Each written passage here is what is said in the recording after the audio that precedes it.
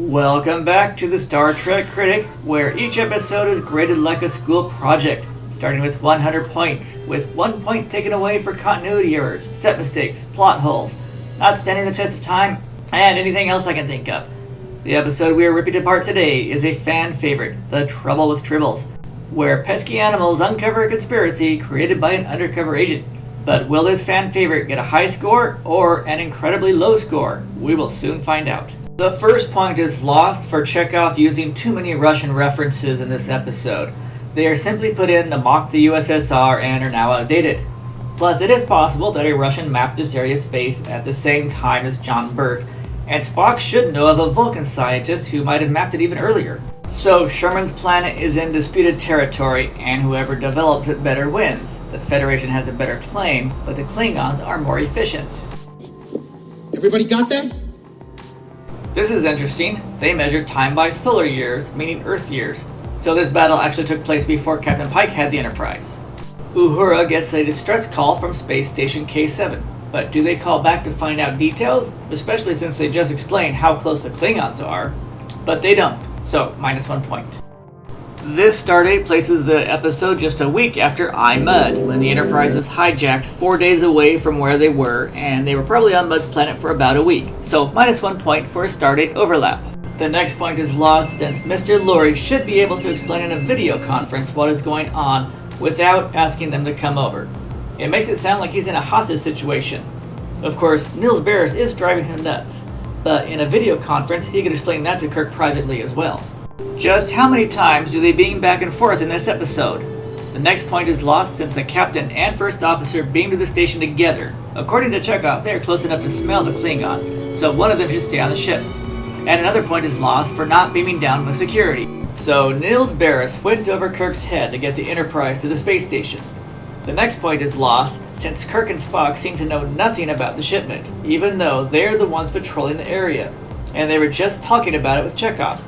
They would have known something about a shipment of grain this important going to the space station. If Spock knows this much about it, he should know there's a buttload of it in his district. 2 guards and shore leave are authorized. But is it really called shore leave when they are on a space station? Wouldn't it be called space leave? The next point is lost since Kirk is a little out of character in his constant insults to Barris. The whole purpose of that is to set the comedic tone of the show. It just makes Kirk look like a total smartass.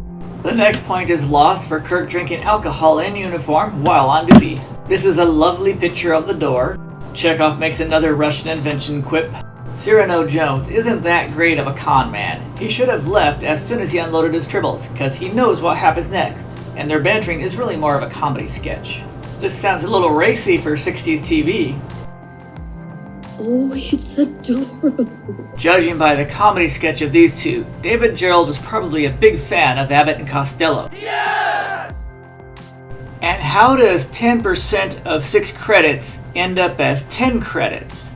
He's a bigger crook than Cyrano Jones. I think I saw this in a movie too. Hey, he's eating my grain.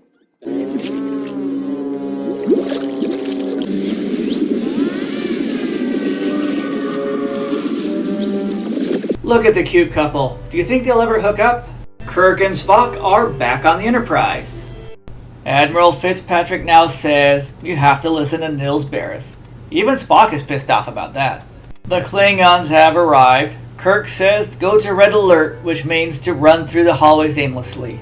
The next point is lost for the single set of double doors on the turbolift. That's impossible. And how did the Klingon ship manage to get 100 kilometers from the station and beam Captain Koloth onto the space station before the Enterprise knew it was there? So minus 1 point for a sleepy crew. The next point is lost since the Enterprise model out the window should be moving. He shouldn't have cancelled red alert. He should have downgraded to yellow at the most, since he still doesn't know what's going on, so minus 1 more point. The next point is lost for the captain's log talking down to the audience like we forgot what just happened. If there is a Klingon ship hovering nearby, why did Kirk and Spock both beam down again? So minus 1 point, and another point for not having security escort. Koloth wants shore leave for his troops. You can barely see it, but when he says non-essentials, he makes an hourglass figure of a woman, so I guess there are no women on his ship, or they're looking for hookers. He's right about that, But I don't think he's gonna find what they're looking for on that space station. So let's do the math. There will be 12 Klingons on the station, as well as 12 security guards, and 2 more guards by the grain. That means 12 Klingons, 14 Starfleet guards, and a bunch of the Starfleet crew also on shore leave. Kirk and Spock beam back to the Enterprise. This is the 4th time they've used the transporter. The next point is lost because this woman's tunic is way too short. It looks like the Tribble had babies. How does she know if they're old enough? Here is another comedic, insulting altercation between Kirk and Barris. Here comes another funny line. Where do you draw the line in too many jokes in one show? McCoy is learning the secret of the Tribbles. The producers were concerned this joke was too close to a similar line in Mary Poppins, but it didn't get tagged for plagiarism. Fiddlesticks, boy. Feed the birds, and what have you got? Fat birds. Kirk makes another joke, but it looks like McCoy doesn't think he's funny. This is foreshadowing. I'm sure Scotty being down on the station will keep everybody out of trouble. So if you're on shore leave, should you really be drinking hard liquor while in uniform? The answer is no, so -1 point. As you can see, security is leaving. Why is Cyrano Jones trying to sell the humans and Klingons Tribbles when the bartender has 50 of them? Of course, that's how you know the Tribbles react really strangely around Klingons. Korax shouts insults about humans, then Kirk, then the Enterprise, and the bar brawl begins. Who are these people? The next point is lost since the bartender has to leave his post to call security. Why does he have a telephone at the bar? The next point is lost since none of the 14 on-duty security guards are in the bar where all the drunk humans and Klingons are. Look closely. While I have the fight scene sped up, Cyrano Jones is getting free drinks in tumblers, but the last drink he pulls out of his pocket is a different type of glass completely with a stem and base, so -1 more point. And where are these guys along the wall just watching and not doing anything to stop the fight? This is a good shot of the Enterprise orbiting the space station, but you don't get to see the Klingon ship until the remastered version. The Enterprise crew has a very strict "don't rat out the chief engineer starting the fight" policy. Wait, Scotty punched the Klingon because he insulted the Enterprise, but not because he insulted Kirk? What's up with that? This is the weekly contracted obligated bickering between Spock and McCoy. Each episode has to have 1 fistfight and 1 bickering. No cut in the carpet where the turbo lift meets the bridge, so -1 more point. Chickens lay eggs. Did Kirk just lay a Tribble? He's looking around to make sure nobody saw that. The next point is lost since there is no way all these Tribbles would be allowed on the bridge. Even Spock doesn't seem to notice. And Dr. McCoy uses the word pregnant on 1960s TV. This really is a controversial show. The correct term, of course, is asexual, but it's actually pretty good that he got to say that on 60s TV as well. So according to this statement, Cyrano Jones has never met Harry Mudd. This has now been transport trip number 5 for Kirk and Spock. The biggest surprise here is that Cyrano Jones didn't skip town. Were Tribbles ever considered a dangerous animal by the Federation? Or did they just let the Klingons eradicate them? We never really learn how Cyrano Jones keeps his ship from being overrun by the Tribbles. Or he could just be in the mountain of space. We never really know. Here come Nils Barris and Arne Darvin to trade insults with Captain Kirk. Darvin has Barris convinced that Cyrano Jones is a spy. Kirk and Spock use the transporter for the 6th time. Now the next question is, how did the Tribbles make it through the food processor without getting cooked? So -1 more point here. Wasn't Scotty confined to quarters? But they do make the discovery here. Look closely. The next point is lost as they make their 7th transport to the space station by the number of Tribbles on the transporter pad. There aren't as many when they show up on the space station. This scene was so much fun to do, they dropped dead Tribbles on William Shatner a total of 8 times. Yes! Unfortunately, most of the 1 million plus Tribbles have died, which gives Barris a chance to chew out Kirk.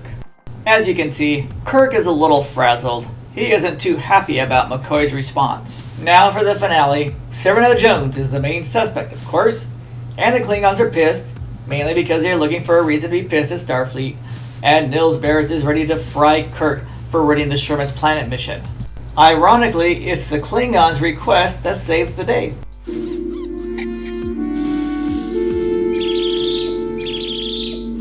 Hold on. You're right, Mr. Jones. They don't like Klingons.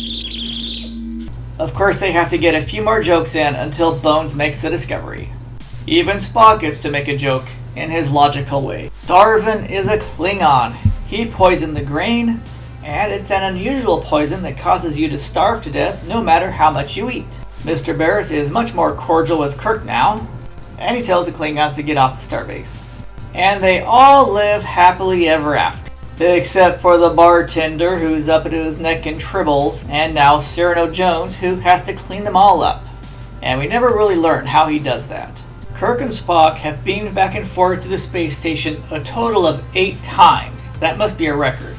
And the final scene will have to cost a point, either because it is trying to be a funny scene, or Scotty's bad joke, or that the fact that beaming all those tribbles onto the Klingon ship is sure to cause a disaster.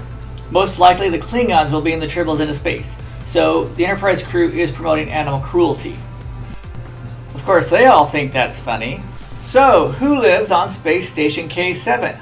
Ed Reimers was Admiral Fitzpatrick. He was also the Allstate insurance announcer who said, "You're in good hands with Allstate." Michael Pataki was Korax. He has 170 screen credits, and we will see him again in the next generation as Karnak. Whit Bissell has over 300 screen credits to his name, including the Time Tunnel. He suffered from Parkinson's disease in his later years. Guy Raymond was the bartender, with 60 credits to his name, including the Ghost of Mrs. Muir, where he had ghost tribbles. Charlie Brill was Arn Darvin, the spy. He has 80 screen credits to his name, including Supertrain. Yes! And will play this role one more time in Deep Space Nine. Stanley Adams played Cyrano Jones and will reprise the role in the animated series. He has over 200 screen credits to his name, including Lost in Space. Unfortunately, a back injury and severe depression caused him to take his own life. William Campbell was Captain Koloth. He was in the Navy during World War II and has 80 screen credits. He played Trelane last year on Star Trek, and we will see him again as Koloth on Deep Space Nine. And William Shallard played Nils Barris. He was even the president of the Screen Actors Guild for a time. He has nearly 400 screen credits, which means you will see him on almost everything that has ever aired. Most notably the Patty Duke Show, and here on the Nancy Drew series. He will play Bajoran later on Deep Space Nine.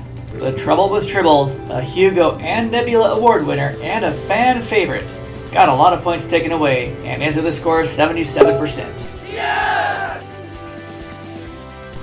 Thanks for watching. Be sure to check out my other videos and playlists. Click that like button, the share button, and that subscribe button, and I will see you again soon.